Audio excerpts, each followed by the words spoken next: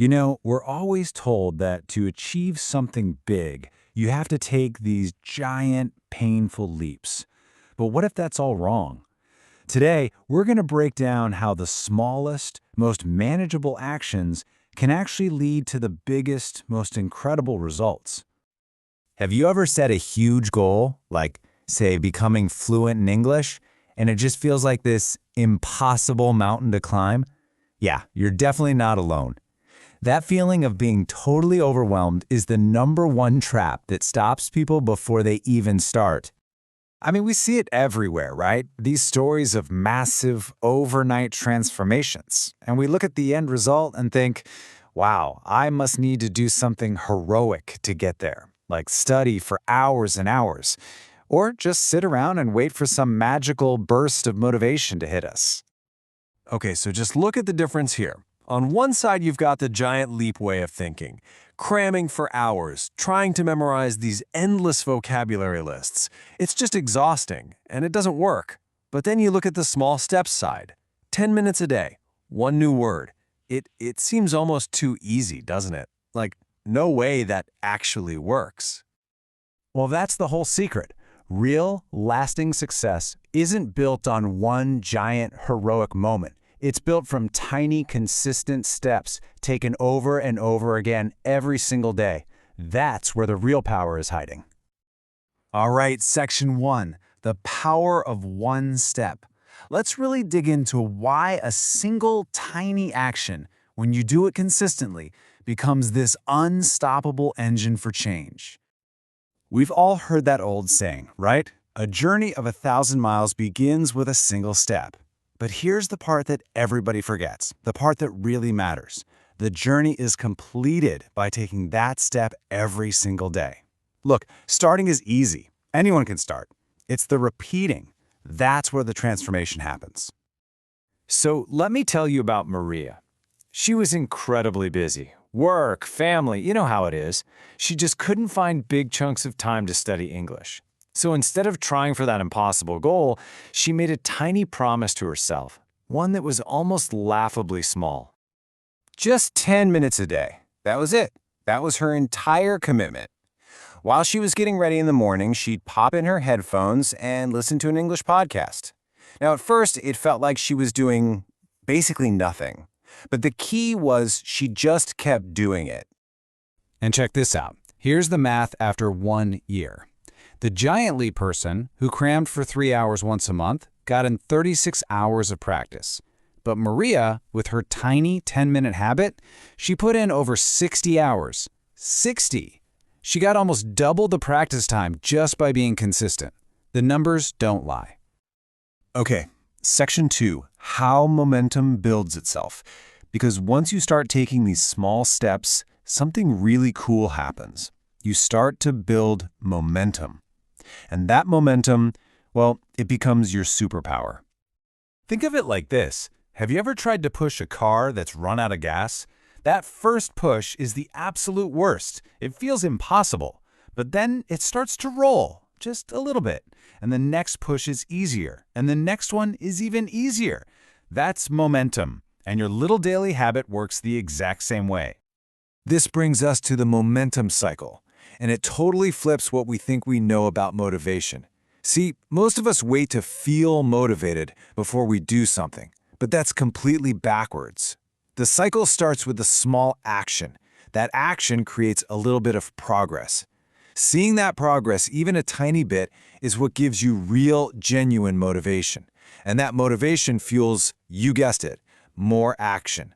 The secret is, action creates motivation, not the other way around. David's story is a perfect example of this. He was stuck in that classic cycle. He'd get super motivated, study like crazy for a few weeks, and then, poof, burnout. He'd stop for months. And when he'd try to start again, he felt like he was right back at square one. Does that sound familiar to anyone? So, he decided to make a new rule, an unbreakable one. I will practice for just 5 minutes a day, no matter what. It was so small, so easy, that he had zero excuses to skip it, even on his busiest, most tired days. The point wasn't to learn everything at once. The point was to simply not break the chain. And that tiny little rule started building incredible momentum. After just 1 month, he realized, hey, my vocabulary is getting bigger. After 3 months, he felt comfortable enough to start writing short journals in English. And within a year, that little 5-minute habit had carried him all the way to becoming a confident speaker. It's not magic, it's the physics of momentum. All right, section 3, and this is a big one. Confidence through consistency. This is probably one of the most powerful psychological benefits of this entire approach. We're talking about building real, unshakable confidence. Let's be real. Confidence isn't something you're born with. Think about learning to ride a bike. You don't just hop on and feel confident. Confidence is what you earn after you've wobbled, after you've maybe fallen a few times, but you kept getting back on. Daily practice is just like that. It proves to yourself, one day at a time, that you can do it. And a huge part of building that confidence is changing how you look at mistakes. A mistake is not a failure. A mistake is proof that you're in the game. It's proof you're trying, you're learning, you're growing. Real confidence comes from embracing your mistakes, not from being terrified of them. Take Elena, for example. She was terrified of speaking, so she started super small. She just spoke to herself in the mirror. It probably felt a little silly, but it was a safe space to practice. Well, that small daily act built just enough confidence for her to take the next step, joining an online group. And that led to the next step, and the next, until she was actually giving a presentation at her new job. It's a snowball effect, all from one tiny, consistent action. Okay, last section.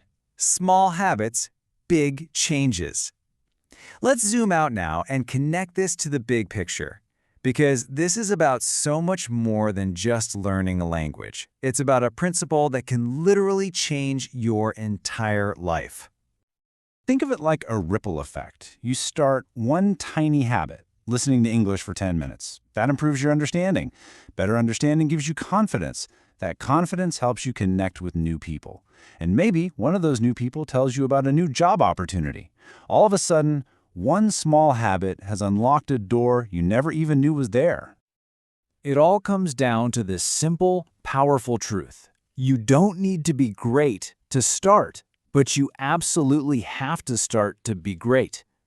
The biggest thing holding most of us back isn't a lack of talent or a lack of time, it's simply not starting. So, I'll leave you with this question.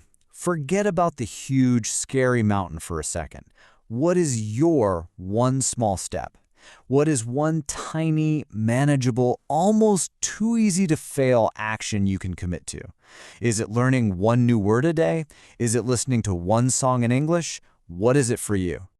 Because that future version of you, the confident, successful one you want to be, isn't built by some massive effort you'll make someday. That person is built piece by piece by the small step you decide to take today.